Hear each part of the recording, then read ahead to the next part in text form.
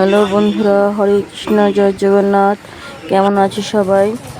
তো গত রবিবার ছিল রথযাত্রা, সেই উপলক্ষে আমাদের মন্দিরে জগন্নাথ দেবের পূজা হয়েছিল।